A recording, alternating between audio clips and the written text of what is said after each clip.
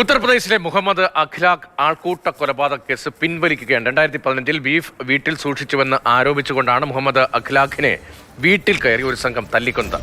10 പ്രതികൾക്കെതിരെ ചുമത്തിയ കുറ്റമാണ് പിൻവലിക്കുന്നത്. കുറ്റം പിൻവലിക്കാനുള്ള അപേക്ഷ സുരാജ്പൂർ അതിവേഗ കോടതിക്ക് കൈമാറി എന്ന വിവരം ബി ബാലഗോപാൽ പങ്കുവയ്ക്കുന്നു. ബാലു, സമാനമായി നിരവധി കൊലപാതകങ്ങൾ ഉണ്ടായിട്ടുണ്ട്. അത് വലിയ തോതിൽ ചർച്ച ചെയ്യപ്പെട്ടിട്ടുണ്ട് രാജ്യത്ത് ആകമാനം. ഈ കേസ് എങ്ങനെയാണ് പിൻവലിക്കുന്നത്? സർക്കാർ എന്ത് അടിസ്ഥാനത്തിലാണ് കേസ് പിൻവലിക്കുന്നത്?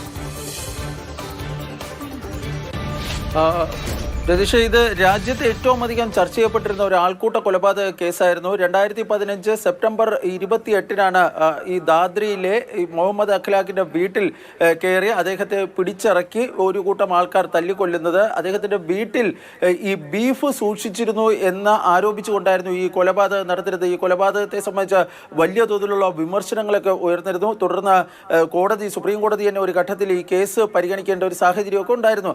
അതിനുശേഷം ഉത്തർപ്രദേശ് പോലീസ് കേസ് അന്വേഷിക്കുകയും 84 ദിവസങ്ങൾക്കുള്ളിൽ ഈ കേസിന്റെ അന്വേഷിച്ച് കുറ്റപത്രം കോടതിയിൽ സുരാജ്പൂർ അതിവേഗ കോടതിയിൽ സമർപ്പിക്കുകയുമാണ് ഉണ്ടായിരുന്നത്. 118 പേജുള്ള കുറ്റപത്രമായിരുന്നു സമർപ്പിച്ചിരുന്നത്. ഈ കേസിന്റെ വിചാരണ നടപടികൾ ആരംഭിച്ചത് 2021-ലാണ്.